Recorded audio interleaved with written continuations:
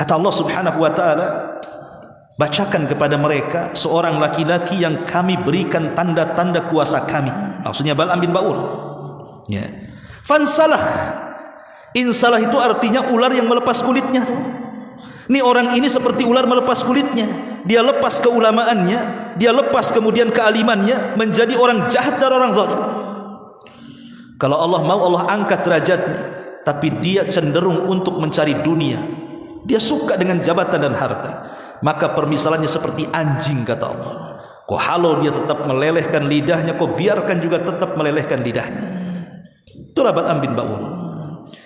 Artinya apa di sini? Menjaga istiqomah ini bukan mudah. Menjaga istiqomah ini memang sangat berat sekali.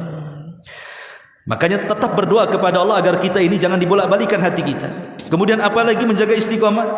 Al-iktsar min qiraatil Quran.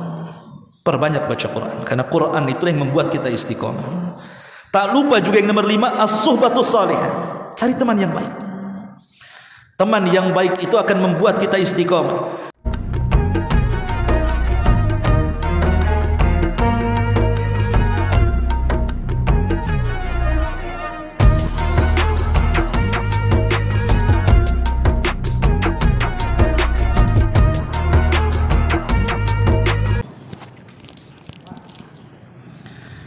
Bismillahirrahmanirrahim. Assalamualaikum warahmatullahi wabarakatuh. Alhamdulillah wassalatu wassalamu ala Rasulillah wa ala alihi wa sahbihi wa mawalah wa la hawla wa la quwata illa billahi wa ba'du. Kita lanjutkan kembali kajian hadis Arba'in Nawawi dan kita masuk ke hadis 21. Kita baca hadisnya. An Abi Amrata Sufyan ibni Abdullah Tsaqafi radhiyallahu anhu qala, qultu ya Rasulullah, qul li fil islami qawlan la as'alu anhu ahadan ghairaka. Aku bertanya kepada Nabi sallallahu alaihi wasallam dari Abu Amr Sufyan ibn Abdullah Al-Tsaqafi ini, wahai Rasulullah, katakan kepadaku perkataan tentang Islam yang aku tidak akan bertanya kepada selain engkau. Qala, maka Rasul bersabda, qul amantu billahi thumma istaqim. Katakanlah, aku beriman kepada Allah Subhanahu wa taala, kemudian istiqomahlah di situ.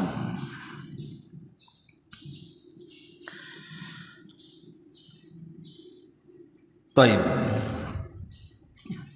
Hadis ini menjelaskan kepada kita tentang pentingnya istiqomah.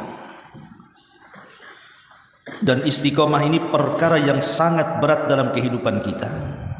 Makanya Rasul mengatakan istaqimu walan tuhsu. Istiqomalah kalian dan kalian tidak akan sanggup. Menunjukkan beratnya istiqomah ini. Makanya kemudian istiqomah ini perkara yang harus tetap dipelihara. Karena sifat jiwa manusia ini terkadang iqbal, terkadang idbar. Ada waktu-waktunya futur, ada waktu-waktunya semangat. Makanya terkadang mempertahankan istiqomah ini perkara yang sangat berat sekali. Tapi itu harus kita upayakan. Baik, sebelum kita menjelaskan tentang perkara ini, kita akan menjelaskan tentang keutamaannya dulu. Apa sih keutamaan istiqomah itu? Pertama, orang yang sanggup istiqomah, maka saat kematiannya Allah hadiahkan dengan kematian husnul khatimah. Dan itu disebutkan di dalam surah Fussilat ayat 30. Innal ladzina qalu rabbuna Allah tsumma istaqamu tatanazzalu alaihimul malaikatu alla takhafu wa la tahzanu wa abshiru bil jannati allati kuntum tu'adun. Orang-orang yang berkata Rabb kami Allah, kemudian dia istiqomah dengan kata-katanya, maka saat detik-detik wafatnya malaikat akan turun membisikkan di telinganya, jangan takut dan jangan sedih, karena sorga sudah menantimu. Lihat bagaimana orang yang istiqomah ini Allah hadiahi dengan husnul khatimah, baik daripada akhir kehidupannya. Dan inilah yang kemudian dicita-citakan semua manusia. Jangan sampai kemudian akhir hidup kita ini diakhiri dengan su'ul khatimah, buruk akhirnya. Tetapi kalau bisa diakhiri dengan husnul khatimah, baik akhirnya.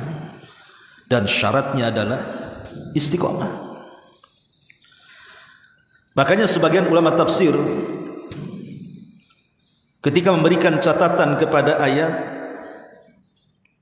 fa amma man a'ta wattaqa wa saddaqa bil husna fasanuyassiruhu lil yusra. Fa amma man a'ta, barang siapa yang suka memberi, dengan hartanya dia bersedekah, dengan ilmunya dia ajarkan kepada manusia, dengan tenaganya dia tolong orang lain. Fa amma man a'ta, siapa yang suka memberi, wattaqa, ketika dia memberi itu betul-betul dilandasi takwa dan iman lillah, karena Allah subhanahu wa ta'ala.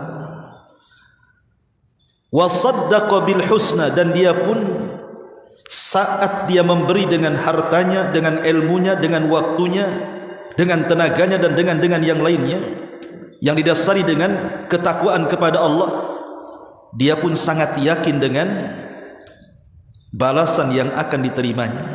Wa saddaqa bil husna, dia tahu ada balasan kebaikan di sisi Allah. Lihat bagaimana Allah katakan fasanuyassiruhu lil yusra. Fasanuyassiruhu lil yusra, Allah akan mudahkan, padahal jalannya sudah mudah. Jalan menuju surga itu sudah mudah tuh, tapi Allah mudahkan lagi. Kenapa? Karena istiqomah. Di mana orang-orang yang istiqomah ini, di mana satu amal akan melahirkan amal yang lain, dan amal yang lainnya juga akan melahirkan amal-amal yang lainnya lagi. Seperti orang salat, kalau sudah bisa melaksanakan salat wajib, maka dia akan mampu melaksanakan salat sunnah di siang hari. Kalau dia sudah sanggup melaksanakan salat sunnah di siang hari, maka dia akan sanggup melaksanakan salat sunnah di malam hari. Karena yang namanya amal kebaikan itu akan melahirkan kebaikan-kebaikan yang lainnya. Orang yang terbiasa dengan puasa ayyamul bid, maka kalau dia ingin puasa Senin Kamis, mudah bagi dia. Kalau orang sudah terbiasa melaksanakan Senin Kamis setiap pekannya, untuk melangkah ke Daud itu lebih mudah lagi, karena sudah terbiasa lapar. Begitulah namanya ibadah itu bisa beranak. Sama dengan dosa pun bisa melahirkan dosa-dosa yang lainnya. Lah ketika kemudian orang ini melakukan sebuah amalan, dari satu amalan lahirlah amalan yang lainnya, dari amalan yang lainnya lahirlah amalan yang lainnya, dan terus seperti itu, maka jalan dia sudah mudah, Allah mudahkan lagi dia masuk surga. Makanya orang-orang yang seperti ini saat detik wafatnya didatangi malaikat dan dibisikkan di telinganya, jangan takut, jangan sedih, karena surga sudah menantimu. Ini yang pertama. Yang kedua, orang yang istiqamah ini Allah berikan at-tuma'ninatu was-sakinah, hatinya dipenuhi dengan ketenangan, hatinya tidak pernah merasakan kekhawatiran, dia tidak akan takut dan tidak akan sedih. Makanya Allah mengatakan alla takhafu wala tahzan. Alla takhafu, jangan takut, takut akan perkara yang akan datang. Wala tahzanu, jangan sedih, sedih dari perkara yang sudah berlalu dalam kehidupannya. Orang yang istiqamah tidak akan terpengaruh dengan perkara yang lalu, dan tidak mungkin stres dengan perkara yang akan datang, karena dia punya Allah subhanahu wa ta'ala. Terkadang Kenapa orang sesak dadanya? Itu karena sedih. Kenapa sedih? Karena mikir perkara-perkara yang sudah lewat. Mungkin dulunya dia seorang pejabat, tiba-tiba turun dari jabatan jadi purna tugas sehingga tidak menjadi pejabat lagi. Sedih dia. Terpikir dulu waktu jadi pejabat enak, tinggal tunjuk hidung saja. Sekarang dia pula yang ditunjuk hidungnya. Oh, dulunya mantan orang kaya, dihormati orang, tiba-tiba jatuh miskin. Entah karena mungkin sebuah musibah, kebanjiran, tsunami, puting beliung yang kemudian menghabiskan kekayaannya. Teringat dulu pernah kaya, sekarang miskin, sedih dia.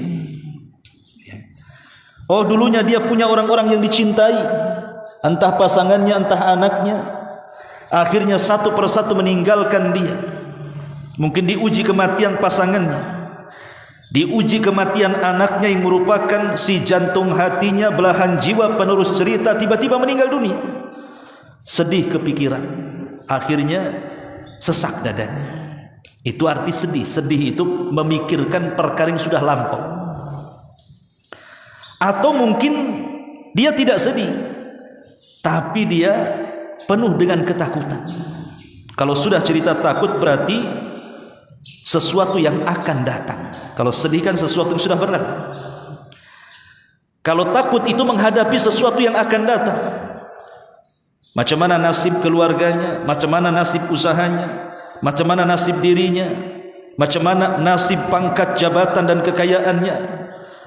Penuh dengan ketakutan. Tapi orang-orang yang istiqamah, yakin dengan Allah Subhanahu wa taala dan beriman dengan Allah, dia tidak akan pernah sedih dengan perkara lampau dan dia terima itu semua takdir dari Allah Subhanahu wa taala, dan dia tidak akan ketakutan akan perkara yang akan datang karena dia yakin bahwa keputusan Allah bagi dia kepada nasib dia di masa depan, Allah yang lebih tahu maslahat kita. Dan itu yang terbaik bagi kita. Lah, orang yang istiqamah itu akan merasakan ketenangan dalam hatinya dan juga kebahagiaan. Ini yang kedua. Kemudian yang ketiga, al-busyra bil jannah. Dihabar gembirakan dengan sorga. Sebagaimana ayat surah Fussilat tadi, wa abshiru bil jannati allati kuntum tu'adun. Allah sudah sediakan bagi yang istiqamah ini sorga yang sudah dijanjikan kepada kalian. Kemudian juga orang yang istiqamah ini al-insyirahu fi sadri, lapang dadanya, tidak sempit dadanya. Dan lapang dada itu bagian daripada kebahagiaan, karena bahagia itu bersumber dari dada. Kalau dada lapang, maka semua jadi lapang. Kalau dada sempit, maka semua jadi rungsek bahasanya. Antum saja, kalau ada masalah dengan kawannya, masalah dengan orang tuanya, sempit rasanya dada itu, stres jadi bawaannya. Ya. Tapi kalau lagi senang dengan kawannya, senang dengan orang tuanya, senang dengan orang-orang dicintainya, lapang dadanya, enggak kepikiran apapun, bahagia hidupnya. Lah, itulah orang yang istiqamah. Di mana Allah mengatakan, man amila salihan min dzakarin aw untha wa huwa mu'minun falanuhyiyannahu hayatan thayyibatan wa lanazziyannahum bi ahsani ma kanu ya'malun. Siapapun yang beramal saleh dan dia istiqamah, baik dari laki-laki dan perempuan, dan dia senantiasa beriman, maka kami akan berikan penghidupan yang baik dan kami akan balas dengan balasan yang jauh lebih baik terhadap apa yang mereka lakukan. Ini yang keempat, lapang dada. Ya. Ma'asyiral muslimat muslimin yang dimuliakan Allah Subhanahu wa taala, ikhwatu fillah, azzani Allah wa iyyakum. Dan banyak keutamaan istiqamah ini, tapi masalahnya bagaimana caranya supaya kita ini tetap istiqamah? Pertama, al-ishtighalu bil ilmi syar'i, sibukkan dengan belajar ilmu agama. Karena hanya ilmu inilah yang menjadikan kita istiqamah. Coba lihat seperti antum para thalabatul ilmi dengan orang-orang seusia antum di luar sana, beda gaya hidupnya kan? Antum di sini bisa mempertahankan membaca Quran, bisa mempertahankan sholat, bisa mempertahankan belajar ilmu agama. Tapi orang yang sosial antum di luar itu, ngapain mereka coba? Nongkrong di atas jok-jok motor, trek-trekan ke sana kemari. Sebagian mereka ngelem, tau ngelem antum? Teler kan gitu. Sebagian mereka kemudian tidur saja kerjanya, main saja kerjanya, karena tidak ada yang membimbing mereka. Makanya thalabul ilmi ini bagian daripada sarana kita bisa istiqomah dalam ibadah. Yang kedua, sarana istiqamah adalah fi'lu ta'ah wal ijtihadu fiha wa mujahadatu nafsi 'alaiha. Terus menerus di atas ketaatan, bersungguh-sungguh ketika melakukan ketaatan, dan lawan jiwa ataupun melawan nafsu yang hendak merusak ketaatan. Tetap di atas ketaatan, bersungguh-sungguh ketika melaksanakan ketaatan, kemudian melawan jiwa yang akan merusak ketaatan. Orang yang terus-menerus di atas ketaatan, maka Allah Subhanahu wa taala lama-lama akan mencintai kita. Wa ma taqarraba ilayya 'abdi bi syai'in ahab ilayya mimma aftaradtuhu 'alaihi wa ma yazalu 'abdi yataqarrabu bin nawafil hatta uhibbahu fa idza ahbabtuhu kuntu sam'ahu alladhi yasma'u bi wa basarahu alladhi yubsiru bi wa yadahu allati yabtishu biha wa rijlahu allati yamshi biha wa in sa'alani la'utiyanna wa la in ista'adhani la'u'idhanna. Dalam hadis qudsi, apa kata Allah? Tidaklah seorang hamba mendekatkan kepadaku dengan sesuatu yang aku cintai melebihi dia melaksanakan kewajiban-kewajiban yang aku wajibkan kepadanya. Tapi ketika kemudian seorang hamba itu menambah dalam rangka mendekatkan diriku dengan perkara-perkara sunnah, maka aku akan lebih lagi mencintainya. Jadi dia di satu sisi melaksanakan kewajiban yang merupakan sesuatu yang Allah sukai dan Allah cintai, ditambah dengan yang sunnah, makin lagi Allah suka. Dan kalau Allah sudah makin suka kepada kita, maka Allah akan menjadi pendengaran kita yang kita mendengar dengannya, Allah akan menjadi penglihatan kita yang Allah melihat dengannya, Allah akan menjadikan tangan kita yang Allah bergerak dengannya, dan Allah akan menjadikan kaki kita sebagai mana ia gerakkan dengannya. Dan kalau dia meminta kepadaku, kata Allah, ku beri dia. Dan kalau dia berlindung kepadaku, kata Allah, maka ku lindungi dia. Lihat, orang yang senantiasa di atas ketaatan, berusaha istiqomah untuk melaksanakan ketaatan, maka ini sumber dari kecintaan Allah kepada kita. Kalau Allah sudah suka dan cinta dengan kita, Allah akan bimbing terus kita. Allah akan jadi mata kita, Allah akan jadi telinga kita, Allah akan jadi kaki dan tangan kita, sehingga kita terarah hidupnya. Tidak memandang sepandang-pandangnya, tidak mendengar sedengar-dengarnya, tidak melangkah selangkah-langkahnya, tidak bergerak tangan segerak-geraknya, tapi ada batasan-batasannya. Dia menjadi istiqomah. Ini yang kedua. Yang ketiga, al-ikhlasu fil ilmi wal amal. Berusaha mengikhlaskan niat ketika belajar dan mengamalkan ilmu. Ketika belajar dan mengamalkan ilmu.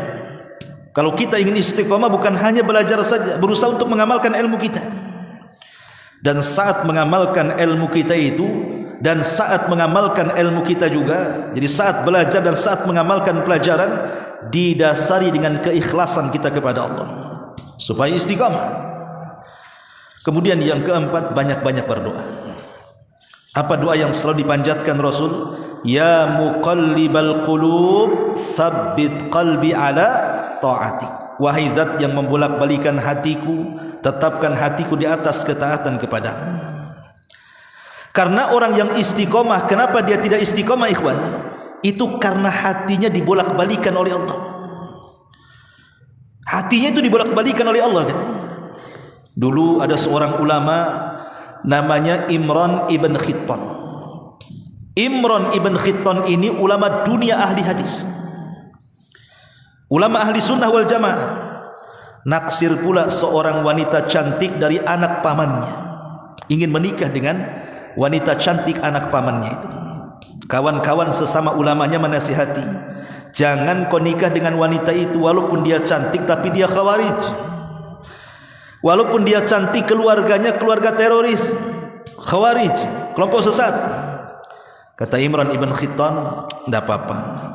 Nanti kalau saya menikahi putri pamanku, aku akan ajak mereka kepada ahli sunnah. Maksa dia, akhirnya menikah dengan wanita cantik anak dari pamannya itu. Setelah menikah, apa yang terjadi?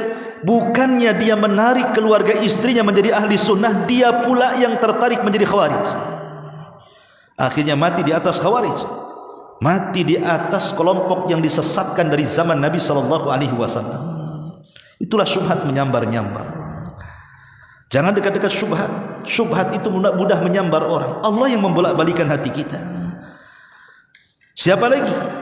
Di dalam Quran dijelaskan ada orang namanya Bal'am ibn Ba'urah. Bal'am ibn Ba'urah itu salah satu ulama dari ulama-ulama Bani Israel. Dia memiliki ismul a'zam. Setiap doanya mustajab.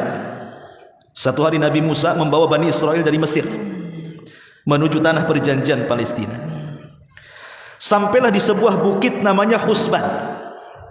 Bukit Husban itu panjang sekali.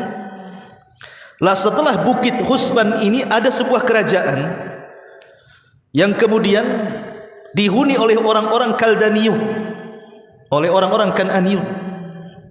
Lah Nabi Musa itu di ujung sini, baru sampai kerajaannya di sini. Maka Musa pun karena kelelahan berkemah dengan Bani Israel. Para pejabat nih kerajaan Kaldani ini takut kalau seandainya kedatangan Nabi Musa dan Bani Israel hendak menjajah mereka. Nabi Musa hanya lewat saja. Akhirnya para pembesarnya mengumpulkan orang-orang, para pejabatnya. Bagaimana caranya sebelum Musa dan Bani Israel menjajah kita, kita serang duluan. Tapi kita lemah, mereka kuat katanya. Lah kebetulan di tengah-tengah masyarakat itu ada seorang alim namanya Bal'am ibn Ba'urah. Jadi pejabat-pejabat ini datang kepada Bal'am ibn Ba'urah dan mengatakan, "Ya Bal'am, engkau kan orang alim, ahli ibadah. Kalau seandainya kau berdoa dengan kecelakaan pasti mustajab. Bagaimana kalau seandainya kami berikan kau jabatan, kami berikan kau harta banyak, asal satu syaratnya kau doakanlah kejelekan kepada Musa dan Bani Israel itu, supaya tidak menyerang kita. Hancurkan mereka dengan doa." Kata Bal'am, "Celaka engkau, yang didoakan Nabi, enggak mungkin aku mau," katanya. Tapi pejabat ini mendorong, "Ya Bal'am, nanti kami berikan kau jabatan, nanti kami berikan kau harta banyak, doa sajalah." Tergiur dengan harta dan jabatan. Akhirnya Bal'am si mustajab doa ini berdoa kepada Allah Azza wa Jal untuk kejelekan Nabi Musa dan Bani Israel. Dia salah lawan, yang dilawan Nabi. Akhirnya terpleset-pleset lidahnya, doanya enggak jelas. Allah buat kepleset lidahnya. Bukannya berdoa menghancurkan Nabi Musa dan kaumnya Bani Israel, malah mendoakan orang-orang yang ada di Kaldan itu. Marahlah pejabatnya, Bal'am, kami membayarmu untuk mendoakan keburukan kepada Musa, kau pula mendoakan keburukan kepada kami. Kata Bal'am, aku enggak tahu lidahku kepleset-pleset katanya. Akhirnya kemudian Bal'am mengatakan, khasirat dunia wal akhirah, rugi dunia rugi akhirat katanya. Doaku sudah tidak manjur lagi. Tapi begini saja, aku punya senjata.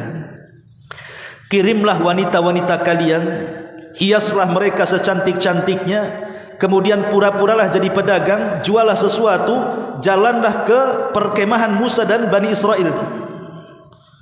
Rayu mereka supaya bisa berzina. Kalau ada satu saja yang tertarik dari orang pilihan Musa dengan wanita yang kita kirimkan dan sampai terjadi perzinahan, maka akan turun azab kepada mereka. Akhirnya dikirim tuh wanita-wanita cantik, pura-pura jualan ke tenda-tenda Nabi Musa. Rupanya adalah anak murid didikan Nabi Musa pilihan, kepincut dengan salah satu pedagang wanita dari Kaldan itu. Akhirnya berzina dalam tenda. Betul apa kata Bal'am, setelah berzina turun taun, wabah, ribuan Bani Israel meninggal. Nabi Musa heran, ada apa ini? Maka Musa merintahkan yang lain, apa penyebabnya, cari katanya. Rupanya ada yang melaporkan bahwa penyebabnya karena ada satu orang pilihan Nabi Musa berzina. Maka Musa mengatakan, cari dia. Maka dicarilah kemudian dan berhasil ketemu. oleh salah seorang pilihan Nabi Musa yang istiqomah ketika melihat sedang berzinah di tendanya, ditusuk oleh tombak dari punggung dia melesat sampai ke perutnya, menembus perut si wanitanya sampai ke punggung belakangnya. Ya, orang disate. Karena dia kuat, diangkat kemudian diarahkan ke langit dan mengatakan, ya Rabb, beginilah caranya menghukum orang-orang yang bermaksiat kepadamu. Setelah terbunuh orang ini, maka Allah angkat lagi taunnya. Ketika Bal'am mengetahui, maka dia makin kemudian tidak sadarkan diri, bukannya bertobat malah menjadi-jadi. Maka Musa menyerangnya, Bal'am pun dibunuhnya. Dari sini turun ayat Al-Quran menggambarkan tentang kisah Bal'am bin Ba'ur itu. Wajlu alaihim naba'al ladzina atainahu ayatina fansalakha minha fa'atba'ahu syaitan fakana minal ghawin. Walau syi'na larafa'nahu walakin akhlada 'alal ard famathaluhu kamathalil kalbi. Kata Allah Subhanahu wa taala, bacakan kepada mereka seorang laki-laki yang kami berikan tanda-tanda kuasa kami. Maksudnya Bal'am bin Ba'ur. Ya. Fansalah. Insalah itu artinya ular yang melepas kulitnya. Ini orang ini seperti ular melepas kulitnya. Dia lepas keulamaannya, dia lepas kemudian kealimannya, menjadi orang jahat dan orang zalim. Kalau Allah mau, Allah angkat derajatnya, tapi dia cenderung untuk mencari dunia. Dia suka dengan jabatan dan harta. Maka permisalannya seperti anjing, kata Allah. Kau halau dia tetap melelehkan lidahnya, kau biarkan juga tetap melelehkan lidahnya. Itulah Bal'am bin Ba'ur. Artinya apa di sini? Menjaga istiqomah ini bukan mudah. Menjaga istiqomah ini memang sangat berat sekali. Makanya tetap berdoa kepada Allah agar kita ini jangan dibolak-balikan hati kita. Kemudian apa lagi menjaga istiqomah? Al-iktsar min qiraatil Quran. Perbanyak baca Quran, karena Quran itu yang membuat kita istiqomah. Tak lupa juga yang nomor 5, as-suhbatus salihah. Cari teman yang baik. Teman yang baik itu akan membuat kita istiqomah. Lihat Abu Talib, paman Nabi SAW saat detik-detik sakaratul maut. Nabi menghendaki ke pamannya yang selama ini sudah membesarkan dia dari usia 10 tahun, dari usia 8 tahun sampai menikah, sampai diangkat jadi Nabi. Abu Talib seolah-olah sudah dijadikan ayah angkat bagi Nabi SAW, tapi masih belum tertarik dengan Islam. Sampai pada waktunya Abu Talib pun kemudian sakit-sakitan yang mengakibatkan sakitnya mengakhiri hidupnya. Saat detik-detik sakaratul maut, Rasul berada di samping Abu Talib dan mengatakan, ya ammi qul la ilaha illallah. Wahai pamanku, bacalah la ilaha illallah. Kalimatun uhajju bika indallah. Dengan kalimat itu aku akan berhujjah dengan Allah. Allah akan selamatkan kamu. Tapi Abu Talib tidak mau juga mengucapkan kalimat itu, malah melirik Abu Jahal yang ada di sampingnya, melirik Umayyah yang ada di sampingnya, melirik Sa'id yang ada di sampingnya, Musayyib yang ada di samping, tokoh-tokoh Quraisy itu. Ketika Rasul mengatakan kepada Abu Talib, katakan wahai pamanku la ilaha illallah, Abu Jahal si Fir'aun pula mengatakan, atarghabu an millati Abdul Muttalib. Hei Abu Talib, apakah kau akan mengucapkan kalimat itu dan membenci agama nenek moyangmu Abdul Muttalib? Akhirnya Abu Talib pun terus memandang teman-temannya dan tidak pernah memandang Rasul dan mengatakan, aku tetap berada di atas agama kalian sampai dia mati. Sepakat ahli sunnah Abu Talib mati kafir, kecuali Syiah yang mengatakan Abu Talib muslim. Tapi di sini menunjukkan apa? Kata ulama mengatakan dari kisah Abu Talib, kenapa Abu Talib sampai mati su'ul khatimah, tidak mau mengucapkan kalimat la ilaha illallah, padahal seluruh kehidupan Abu Talib betul-betul menyaksikan mukjizat yang sampai kepada Nabi. Dengan kedua matanya Abu Talib melihat mukjizat. Tapi hidayah milik Allah, bukan milik Nabi.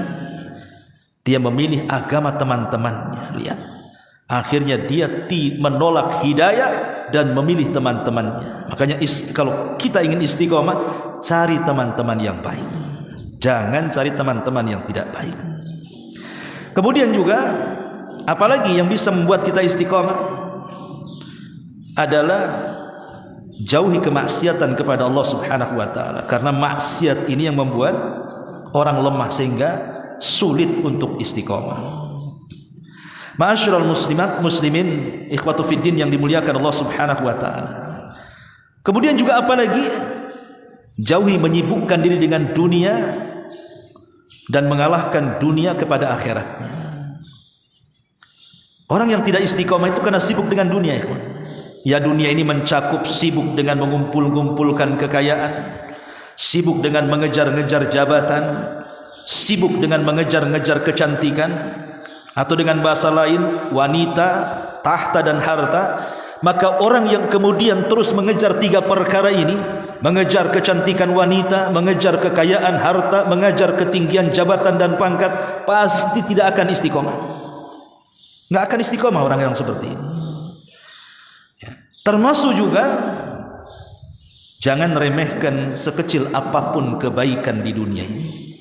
Jangan remehkan sekecil apapun. Kalau kita istiqomah, jangan remehkan sekecil apapun kebaikan. Jangan-jangan yang kecil ini pula membuka pintu kita ke sorga. Jangan-jangan yang besar pula menutup kita dari sorga. Makanya Rasul mengatakan, la tahqiranna minal ma'rufi syai'an walau an talqa akhaka biwajhin talqin. Jangan remehkan sekecil apapun kebaikan walaupun hanya melemparkan senyum kepada saudaranya. Karena yang kecil ini kalau dibesar-besarkan terus dikerjakan maka akan jadi besar juga.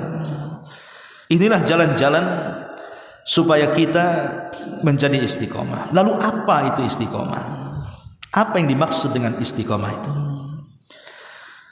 Istiqomah kata Imam Ibnul Qayyim rahimahullahu taala, beliau mengatakan al-istiqamatu tata'allaq bil aqwali wal af'al wal ahwali wan niyat. Istiqomah ini bisa berkaitan dengan ucapan-ucapan kita, bisa berkaitan dengan perbuatan-perbuatan kita, bisa berkaitan dengan keadaan-keadaan kita atau niat-niat kita. Jadi istiqomah itu segala arah, baik ucapan, baik perbuatan, baik kondisi ataupun niat, maka istiqomah mencakup segalanya. Tapi sumber istiqomah kata Abu Bakar Siddiq radhiyallahu anhu di mana? Di hati. Sumber istiqomah itu menurut Abu Bakar Siddiq radhiyallahu anhu adalah di hati setiap kita manusia. Itulah aslul istiqomah. Asal istiqomah itu berada pada hati kita. Artinya kalau hati kita ini baik, maka akan memperbaiki seluruh badan kita.